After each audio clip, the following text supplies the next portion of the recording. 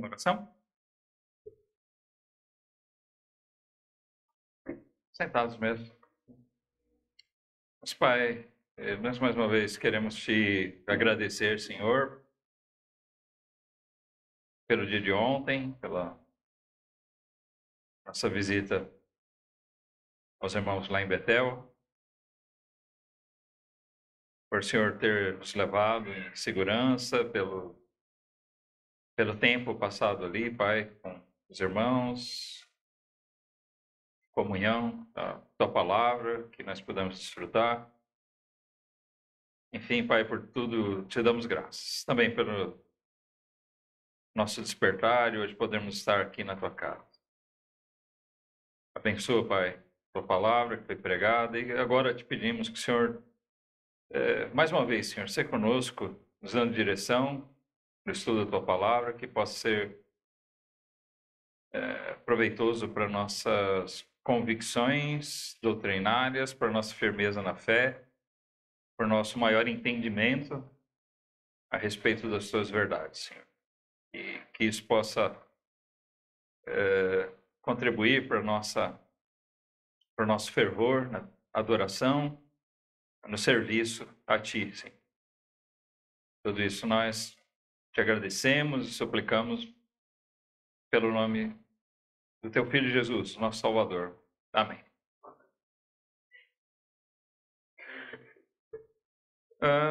Irmãos, nós estamos estudando então, relembrando aqui, sobre o batismo cristão. E, primeiramente, nós vimos que o batismo cristão não tem outra origem a não ser o batismo de João. Algumas pessoas querem fazer algum tipo de ligação com o batismo, ou uma ligação do batismo com rituais do Antigo Testamento. Não há nada, nenhuma base bíblica para isso. Quando nós lemos nas Escrituras, o que nós vemos é essa ligação direta, pura e simples. Deus enviou João a batizar. E João batizou Jesus e os seus discípulos. Nós vimos na semana passada sobre o batismo de Jesus e dos discípulos. Antes nós tínhamos visto a origem realmente lá com João, o batismo, o chamado batismo de João, que na verdade só difere do batismo praticado pela igreja hoje, no aspecto de que João tinha recebido autoridade direta e pessoal de Deus para que ele batizasse.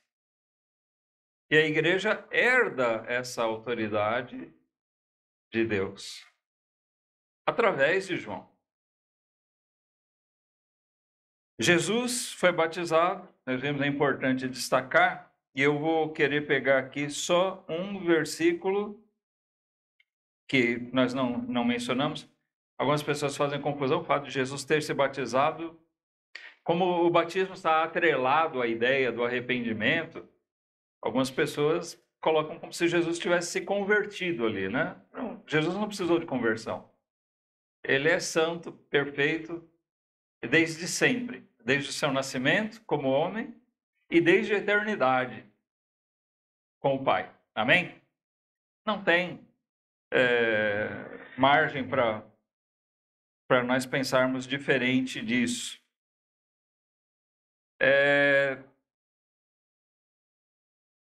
Jesus cumpriu o batismo, como nós vimos, por lógica, no propósito de ser exemplo, ensinando que todo aquele que vem e se liga à sua igreja deve se submeter ao batismo. Jesus não quis agir como um hipócrita. Façam o que eu falo, né? Mas não o que eu faço.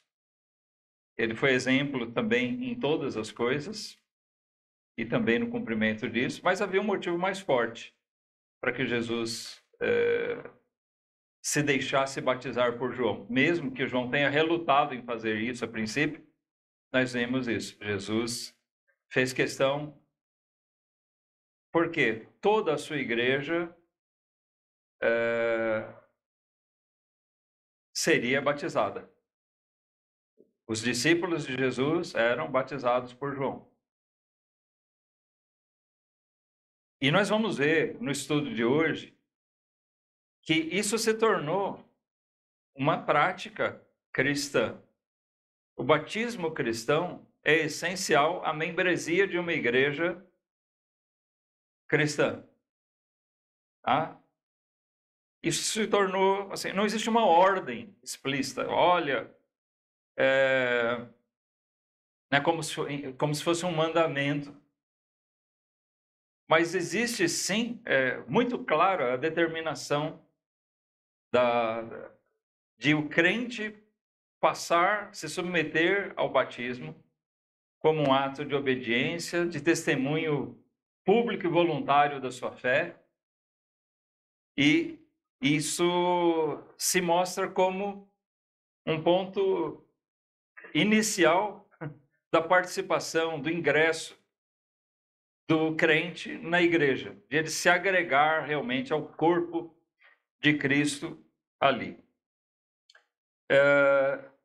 Mas Jesus também demonstra com isso. Por que o crente deve se submeter a isso?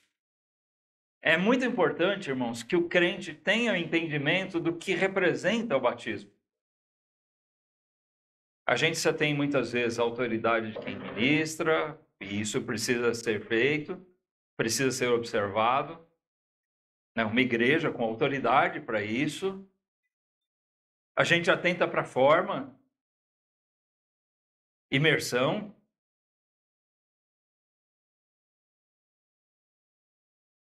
Nós atentamos para que o candidato ao batismo, aquele que vai ser batizado, seja realmente convertido, que ele creia.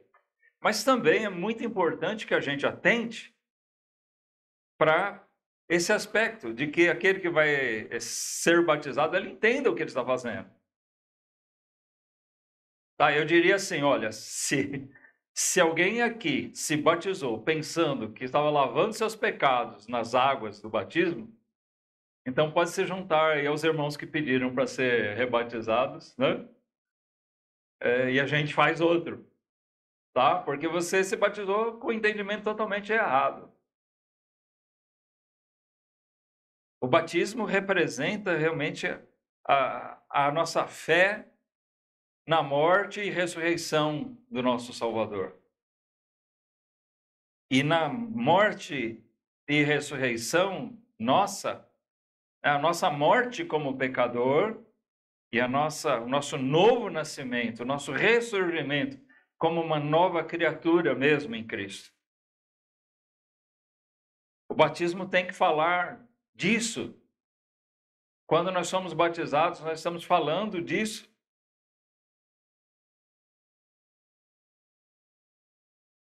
Jesus disse para João que deveria ser daquela maneira. João deveria batizar ele, para que toda a justiça se cumprisse.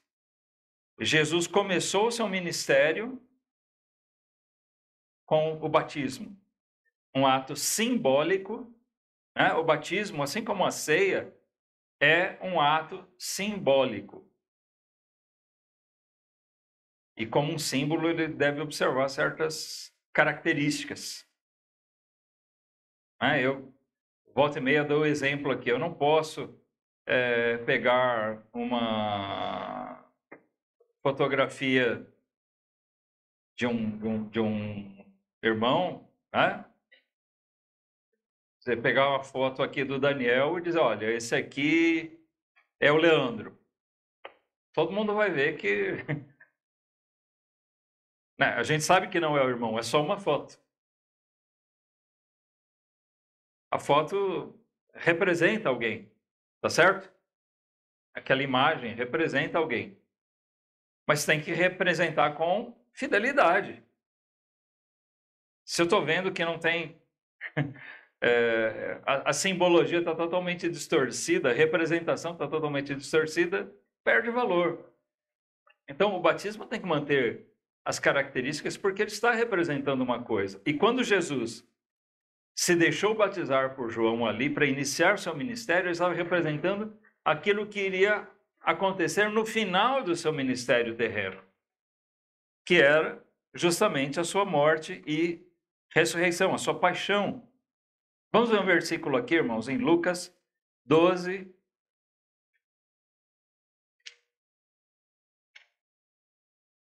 Lucas capítulo 12.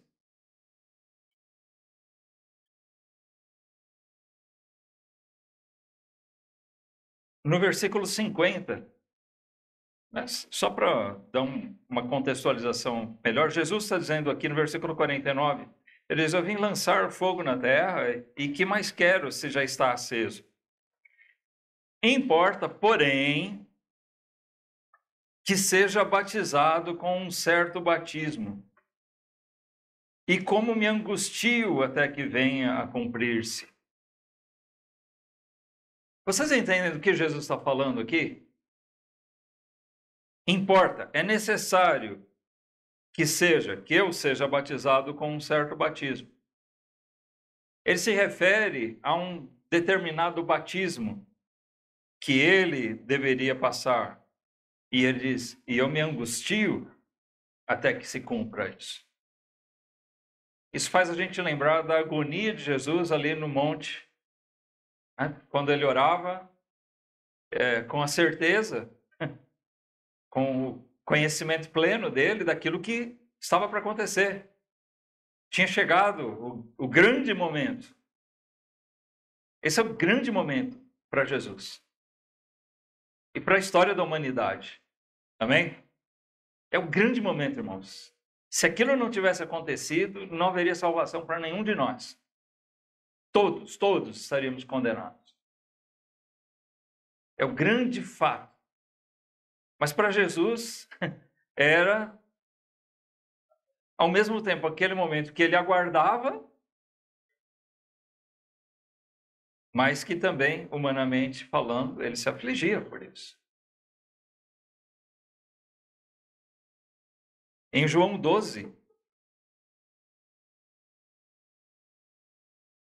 Evangelho de João, capítulo 12,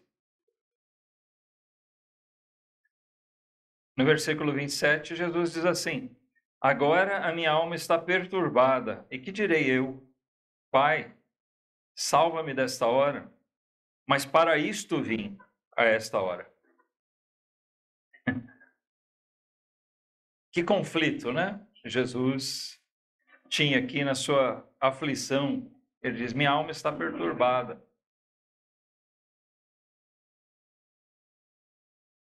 Que sensação que nós nunca vamos entender plenamente. Nunca vamos ser capazes de entender porque nós somos meramente humanos, homens. E Jesus estava ali como Deus homem.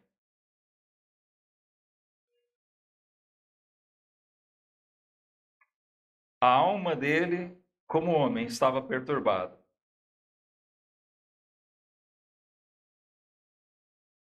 Pai, se for possível, passa de mim esse cálice. É disso que ele está falando aqui. Que direi eu, Pai, salva-me desta hora. Mas a consciência divina dele dizia, eu vim para isso. Eu vim para essa hora. Então aquela agonia, né, que Jesus expressa aqui em João 12, é aquela que na verdade ele já havia manifestado quando nós lemos aqui em Lucas 15. Lucas 12, melhor dizendo, né? 12:50. Tá? E o que eu quero chamar a atenção aqui é que Jesus, talvez propositalmente, ele se refere a esse momento de agonia, ou seja, a morte e ressurreição dele, ele se refere a ela como um certo batismo.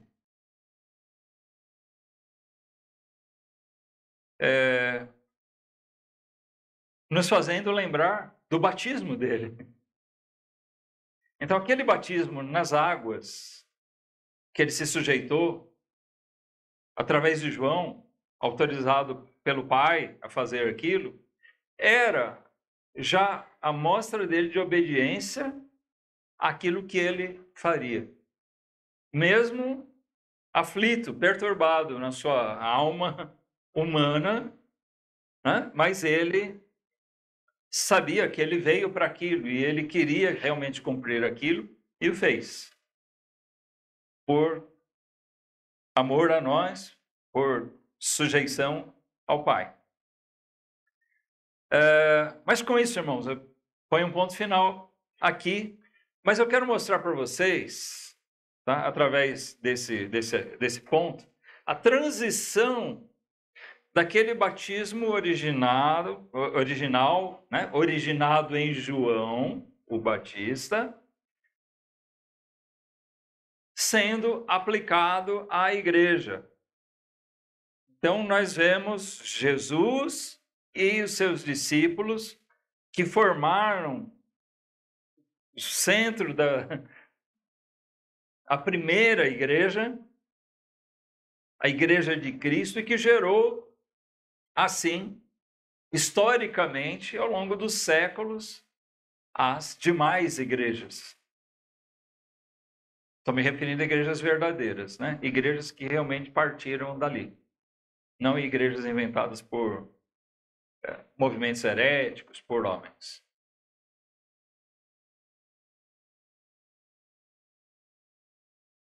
Mas o que nós vemos então? Jesus se deixa batizar por João, reúne, chama alguns homens batizados por João para fazer deles seus discípulos. E o que ele faz então?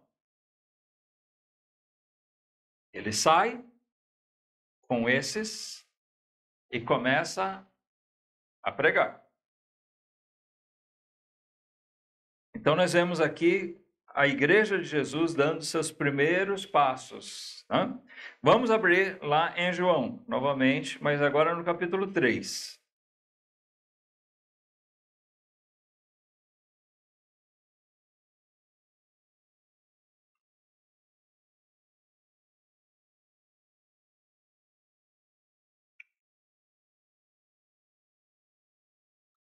João 3, a partir do versículo 22, irmãos.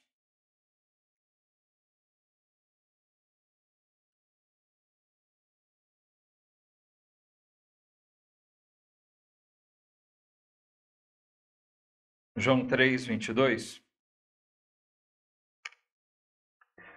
Depois disto, foi Jesus com os seus discípulos para a terra da Judéia. E estava ali com eles. E, o que diz aí? Batizava. Nós devemos notar isso. Ele reuniu um grupo de pessoas batizadas, crentes batizadas por João. Ele se fez batizar por João. E então ele junta esses discípulos, vai para a terra da Judéia e estava ali com eles, e a Bíblia nos relata aqui. E ele batizava. Agora o batismo já não era mais exclusividade de João,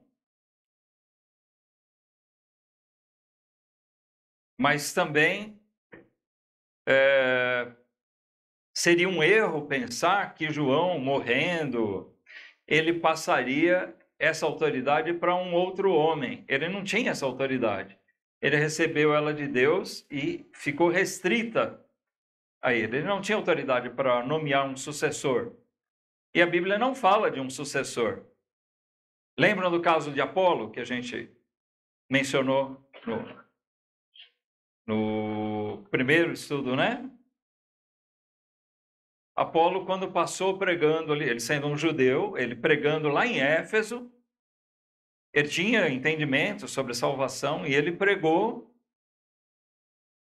e aqueles homens tinham entendimento. Quando Paulo passou lá mais tarde, viu que eles mostravam fé, mas parecia ser uma igreja. Mas eles não tinham os dons que a igreja tinha. E Paulo estranhou isso e perguntou para eles: que batismo vocês têm? E ele constatou que eles não tinham sido batizados por uma igreja ou por algum representante enviado de alguma igreja. Porque eles disseram: nós temos o batismo de João. O Apolo não tinha autoridade para batizar em nome de João. E ele foi esclarecido a respeito disso e depois seguiu seu caminho direitinho. Ele era um bom irmão, excelente pregador, mas ele desconhecia algumas coisas. A gente lê lá em Atos 19 sobre isso. Mas o mesmo não acontece com a igreja, porque a igreja, sim, herda a autoridade dada por Deus para João. Todos batizados por João seguem com essa autoridade, a igreja. E a autoridade, a partir daí, né, nesse primeiro momento, João ainda estava pregando, ativo. Foi uma transição. João batizava também. Mas agora não era mais só João. Era João e a igreja de Jesus. Vamos continuar a leitura aqui, irmãos. Versículo 23. Diz: ora, João batizava também em Enom, junto a Salim, porque havia ali muitas águas. Ó, e vinham ali e eram batizados. Né? Chamar atenção aqui que o apóstolo João, quando escreveu isso, ele faz questão de ressaltar por que é que João batizava ali? Porque ali havia muitas águas. Isso tem a ver com um dos aspectos do batismo, certo? Se o batismo fosse uma aspersão, derramar uma canequinha de água na cabeça de alguém, não precisava muitas águas, concordam? Justamente, ele fala, João batizava ali porque havia muitas águas, porque o batismo era como tem que ser, por imersão. Tá? Vamos seguir. Mas notem, no versículo 22, ele diz, Jesus seguia com seus discípulos e batizava. E no 23 ele diz, e João batizava também. E as pessoas vinham a João e eram batizadas. 24.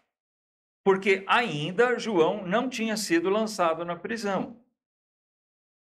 Então, por isso ele ainda batizava.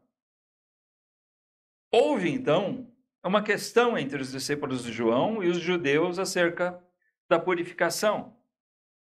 E foram ter com João e disseram-lhe, Rabi, chamavam João de mestre também, né? Aquele que estava contigo além do Jordão, do qual tu deste testemunho, ei-lo batizando, e todos vão ter com ele. João respondeu e disse, o homem não pode receber coisa alguma se não lhe for dada do céu.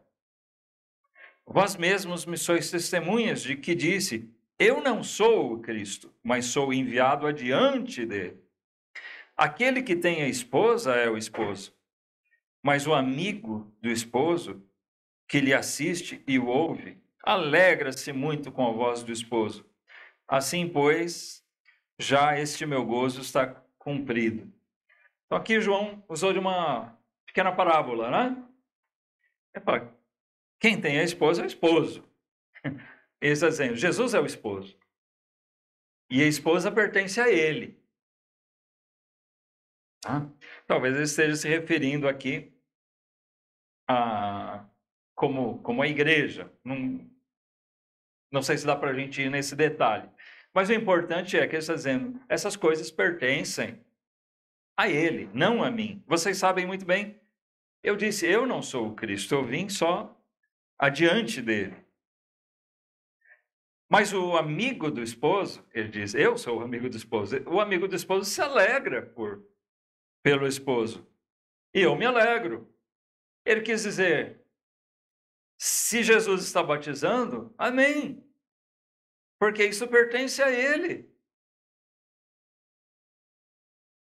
Se Jesus é Deus, e João recebeu a autoridade de Deus, ele foi enviado por Deus a batizar, então, na verdade, João recebeu a autoridade de Jesus também. Tá certo? Nós não podemos esquecer disso. Apesar de ser a pessoa do Filho, mas o Filho é Deus também, o Espírito Santo é Deus. É um Deus triuno. Ele recebeu essa autoridade e ele saiu batizando, e quando Jesus começa a batizar, ele está batizando, ele tem autoridade. Ele é o esposo. E eu me alegro por ver que ele está batizando. Eu não fico com ciúme. Não. Só eu posso batizar. João não se colocou nessa postura. É claro que se fosse um outro homem que saísse batizando, dizendo que recebeu a autoridade de João, possivelmente ele iria condenar esse ato. Mas Jesus não, ele sabia, ele é o dono. Ele é o Senhor. A autoridade para batizar sempre foi dele. Tanto que o João disse, lembra quando Jesus veio para ser batizado por ele? João disse o quê? Eu careço de ser batizado por ti. Ele sabia que Jesus é quem tinha autoridade para isso. Bom, ainda tem mais alguma coisa para a gente tirar desse texto aqui, irmãos? Vamos lá, vamos seguir. Nós paramos no versículo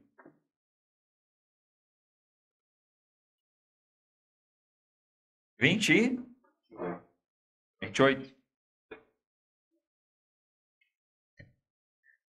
É 29. Obrigado. Então, aqui no versículo 30, em seguida, ele diz aquela famosa frase: é necessário que ele cresça e que eu diminua. É o que a gente passa a ver aqui, então. João batizava e ele, a partir de um momento, vê Jesus começar a batizar e ele diz, eu vou diminuir, como se estivesse passando o bastão para Jesus. Hein? Ele em breve seria preso e não iria mais batizar ninguém. Mas Jesus seguiria com a sua igreja, continuando o batismo, aquele batismo cristão. Lembrando que o batismo de João, a única coisa que ele difere é porque naquele momento a autoridade era dada a um único homem. Mas o batismo de João é batismo cristão. A gente vê que todas as outras características permanecem, tá certo? Mediante arrependimento, por imersão, ministrado por alguém autorizado por Deus, tá? Representando a coisa certa.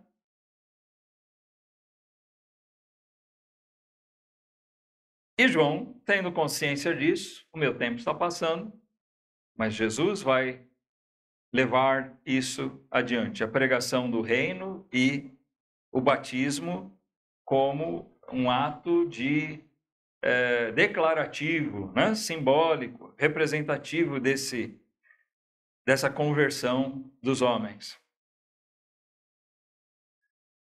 Versículo 31 ainda. Aquele que vem de cima é sobre todos, aquele que vem da terra é da terra, e fala da terra. Aquele que vem do céu é sobre todos. Por que ele está dizendo isso aqui, irmãos? Porque ele está falando da autoridade de Jesus. É ele quem tem autoridade, porque ele vem de cima. Amém? Ele vem do alto, ele vem dos céus. João diz, eu sou apenas um homem, abençoado por Deus, enviado por Deus, com autoridade recebida de Deus. Mas Jesus vem com autoridade celestial. Capítulo 4 ainda. Vamos pular alguns versículos. Nós lemos ali, versículos 1 a 3.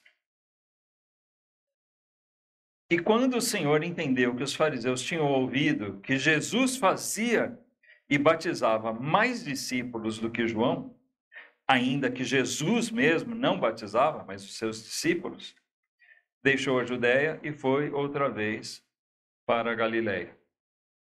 Então, o que a gente vê é aquele processo que João disse. Importa que eu diminua e ele cresça. E aqui nós vemos essa observação, que eles verificaram, né, Jesus e todos aqueles poderiam verificar, que Jesus, a essa altura, fazia mais discípulos e batizava mais gente, né, aqueles que eram feitos discípulos eram batizados. Ele agora já fazia mais discípulos do que João. O ministério de João aqui na terra estava terminando.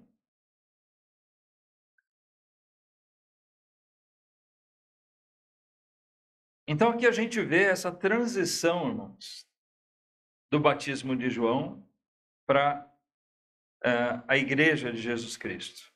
Mas o mesmo batismo cristão que se originou lá em João vem através dos tempos pela igreja.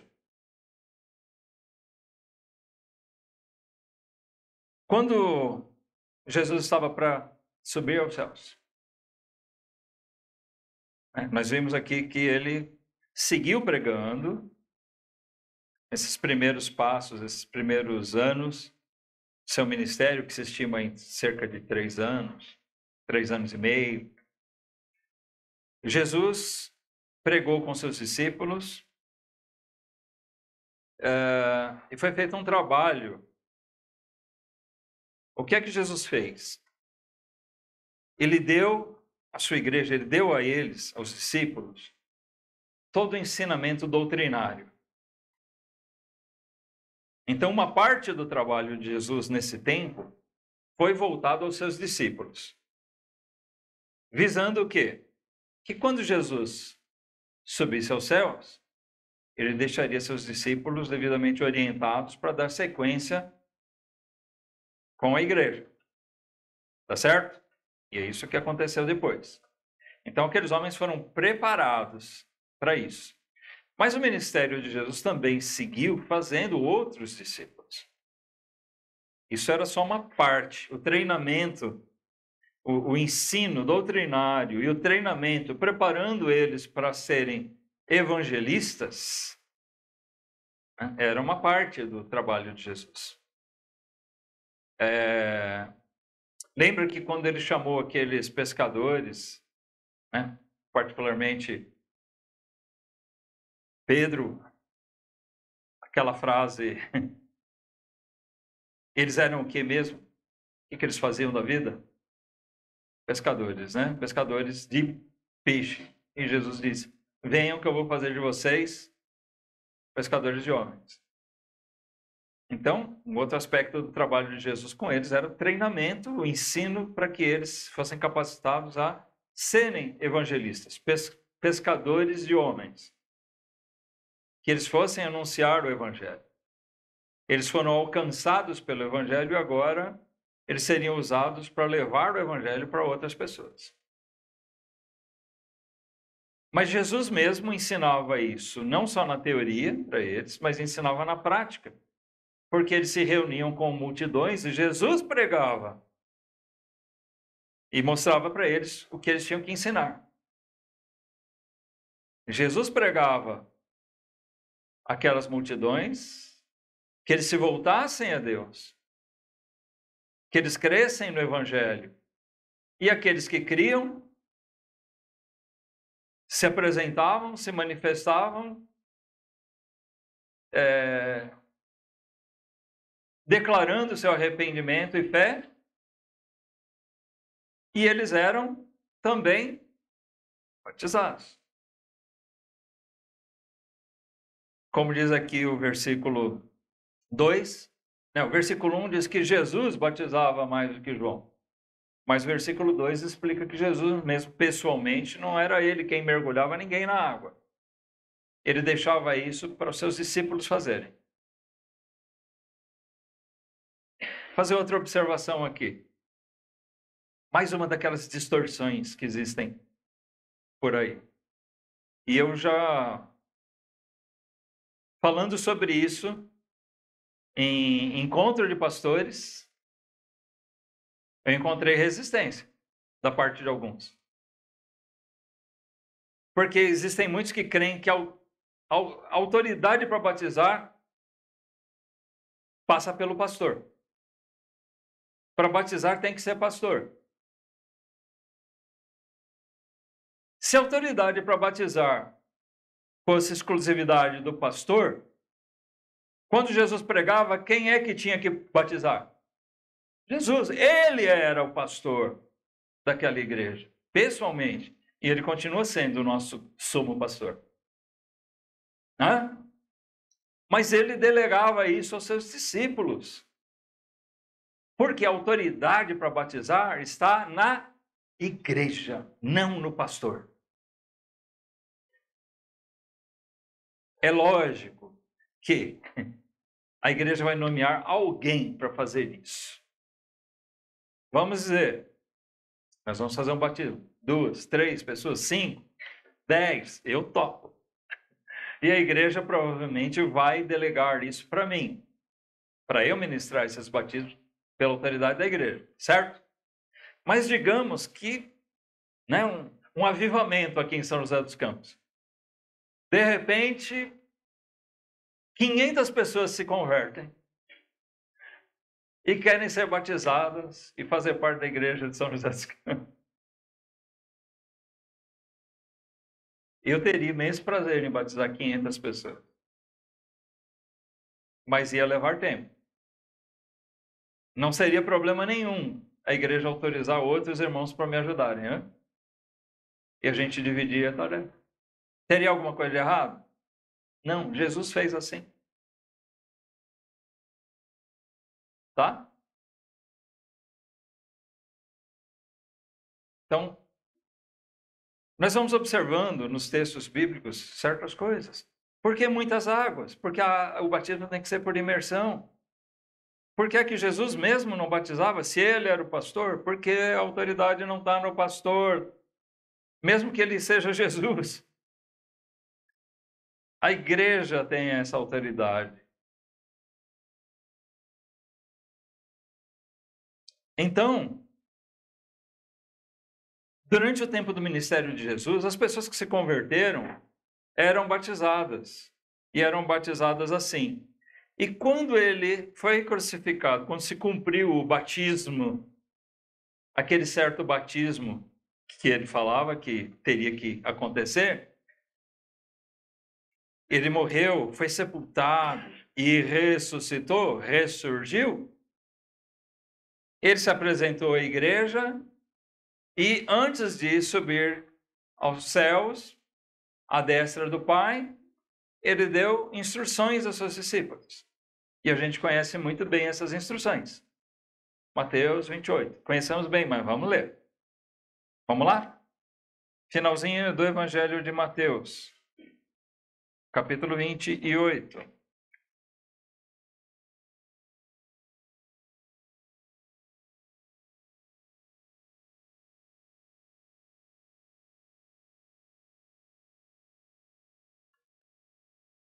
Versículo 18, Mateus 28, 18. E chegando-se Jesus falou-lhes, dizendo: é-me dado todo o poder no céu e na terra. Todo o poder, toda a autoridade no céu e na terra. Portanto, ide, fazei discípulos de todas as nações,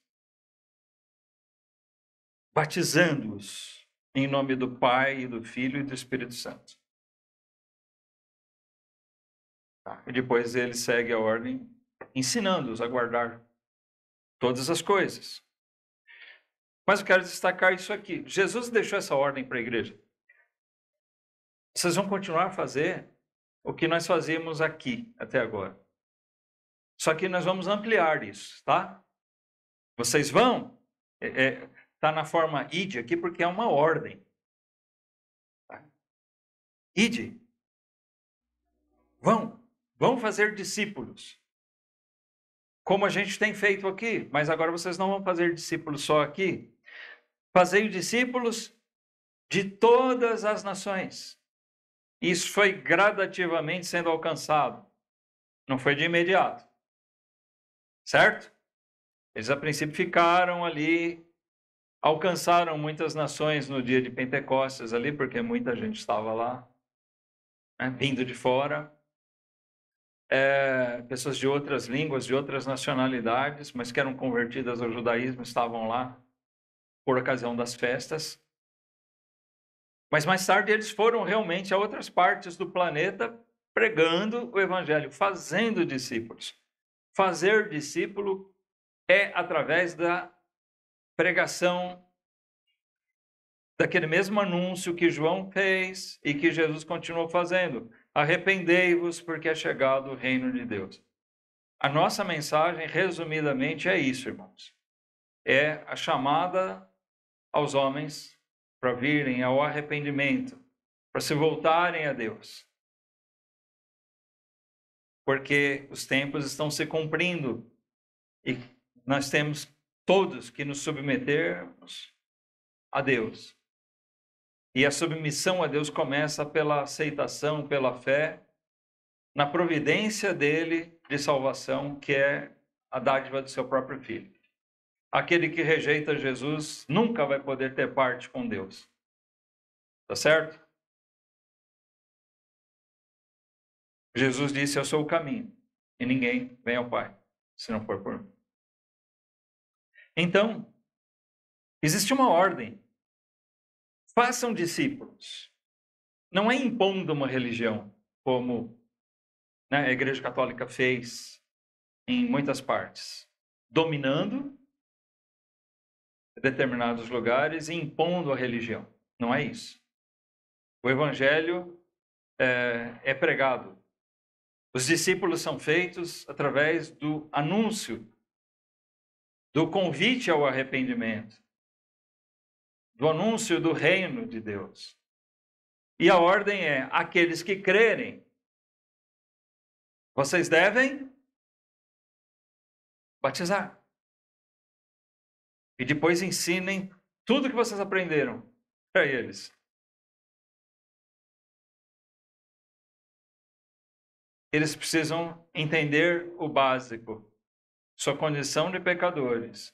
Eles precisam conhecer a existência de um único Deus.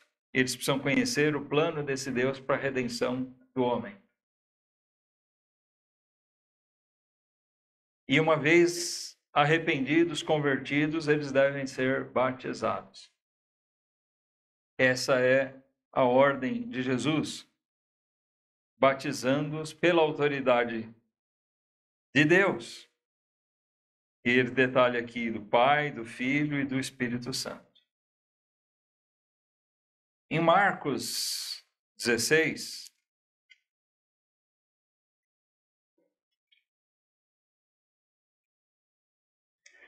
nós vemos o relato de Marcos um pouquinho diferente. Muitas vezes os evangelhos, eles expressam a ideia, talvez não exatidão de palavras. Nós devemos lembrar que são homens diferentes, colocando no papel aqui aquilo que o Espírito Santo fez com que eles se lembrassem. E muitas vezes detalhes são acrescentados por um e por outro. A maneira de dizer, até a ênfase, alguns dedicam maior espaço de tempo para registrar determinado fato, outros menos.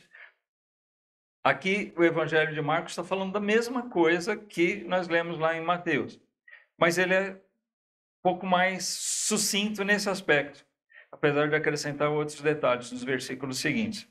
Mas olha aqui, versículo 15, né? Marcos 16, 15. E disse-lhes, ide por todo o mundo, pregai o evangelho a toda criatura. Quem crer e for batizado será salvo. Ele liga aqui a fé e o batismo.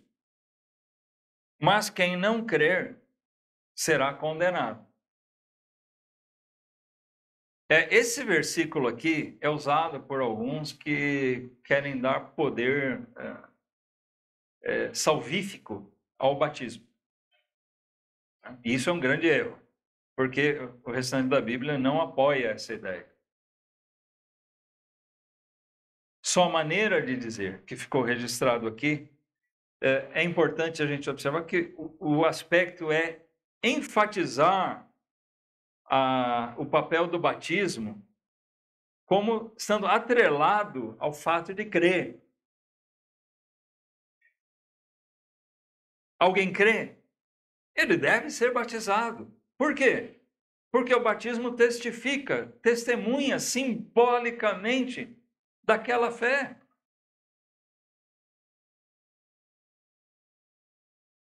Eu creio que Deus me fez uma nova criatura. Eu morri e sou hoje uma nova criatura. Figurado isso na própria morte e ressurreição do meu Senhor e Salvador Jesus. O batismo é muito rico em simbologia. Rico e poderoso. O diabo faz de tudo para desvirtuar a mensagem contida ali. É um método de Deus, né, estabelecido. Esses atos simbólicos para tornar vivas certas ideias na nossa mente. A representação daquelas coisas fazem com que aquelas verdades sejam enfatizadas para nós carregarmos sempre.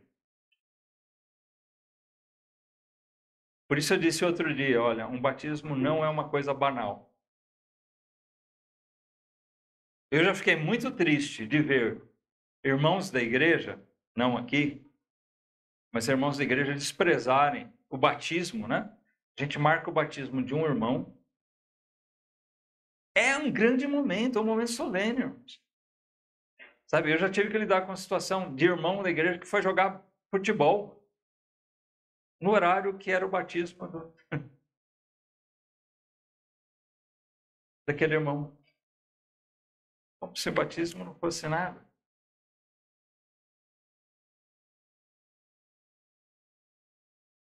Eu entendo que se nós sabemos que a igreja vai batizar alguém, a igreja tem que estar em peso lá. Alegre por ver isso ser observado mais uma vez. Só não vou se alguma coisa realmente me impede totalmente de estar ali. Tá certo?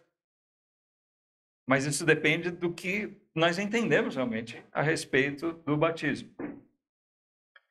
Bom, mas Jesus deu essa ordem.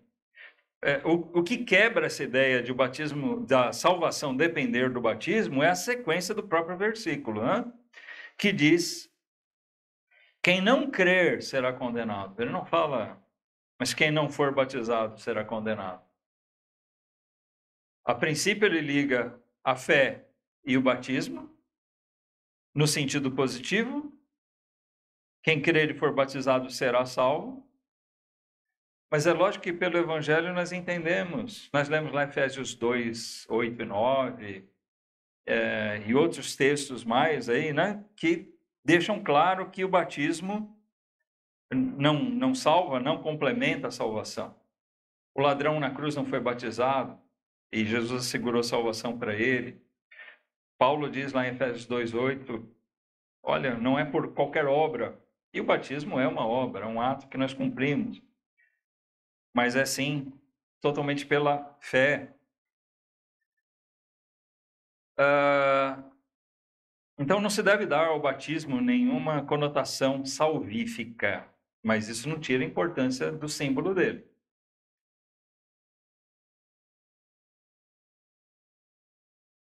O Evangelho é muito claro com relação a essas coisas. Só ler um versículo aqui para exemplificar. Mencionei Efésios, mas em João 3, lá pertinho de onde a gente já teve hoje, no versículo 36, o último versículo do capítulo 3, diz: aquele que crê no Filho tem a vida eterna, mas aquele que não crê no Filho não verá a vida, mas a ira de Deus sobre ele permanece.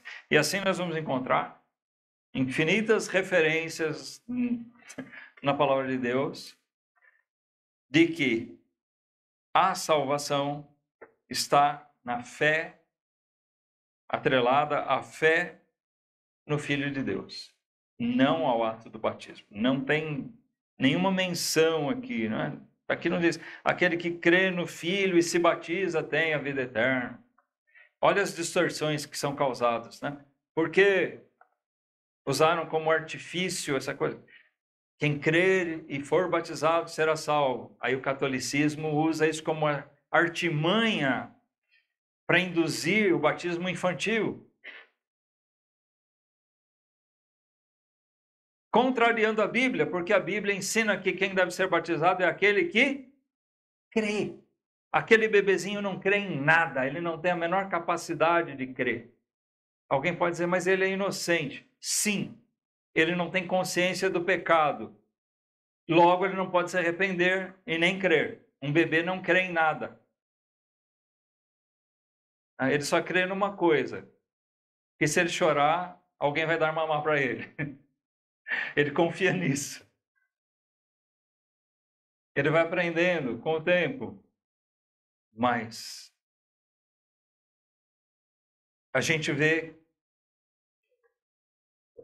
as consequências terríveis, né, que vêm de uma distorção dessa doutrina, irmãos.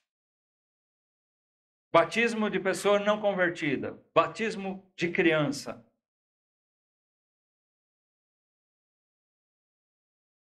É uma astúcia isso, para prender as pessoas, né? Olha, eu não posso ser batizado numa igreja evangélica, numa igreja batista, porque eu já sou batizado. Quantas vezes eu ouvi isso? Não, eu sou católico. Eu nasci católico, vou morrer católico. Né, eu já sou batizado, se eu batizar outra vez, eu vou para o inferno. Tem um monte de bobagem que é ensinado. As pessoas não olham para a palavra de Deus. É a partir do momento que eu creio é que eu devo ser batizado. Se eu fui aspergido, molhado, afundado, quando era bebê ou antes de eu crer, isso não tem valor nenhum. Isso não foi batismo.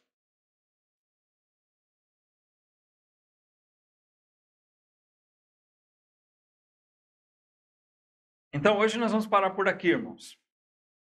Tá? Aqui nós vemos essa transição. O batismo cristão vem da sua origem em João. Passa por essa fase transitória em que João ainda batizava em paralelo a Jesus e a sua igreja.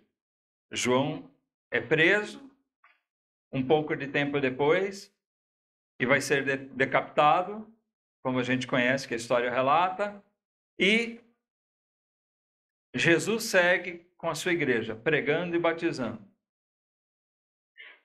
E quando Jesus sobe aos céus, ele deixa essa ordem. Ide, pregai o evangelho a toda criatura, todo mundo, todas as nações, e batizem-os. Então, essa é a ordem que é dada à igreja. O batismo cristão nasce em João, mas ele é calcado na ordem e autoridade daquele que tem todo o poder no céu e na terra, nosso Senhor Jesus. No próximo estudo, nós vamos ver, então, o exemplo disso se cumprindo e vamos observando outros detalhes nesses versículos, tá? Nós vamos correr um pouquinho aqui no livro de Atos, vendo a importância e a conotação que foi dada ao batismo para a igreja, de fato, após a ascensão do Senhor Jesus, né? Quando a igreja ficou aqui, como é que os apóstolos lidaram com isso? Com essa ordem de Jesus? Como isso foi observado a partir daí? Tá bom? Então, no próximo estudo a gente vai meditar aqui, ver vários versículos no livro de Atos, principalmente. E por último, nós vamos ver algumas coisas mais num último estudo da série, tá? Que vai ser sobre o que nós encontramos nas cartas a respeito do batismo. Vamos orar, irmãos.